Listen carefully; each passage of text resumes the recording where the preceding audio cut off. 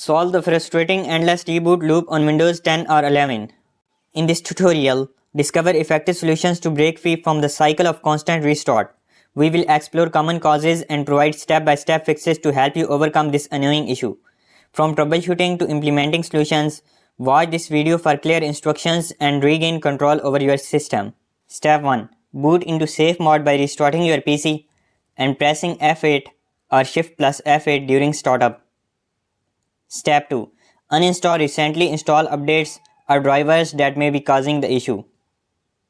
Step 3. Use System Restore to revert your system to a previous working state. Step 4. Perform a startup repair using the Windows installation media. Step 5. Check for malware using Windows Security or a third-party antivirus tool.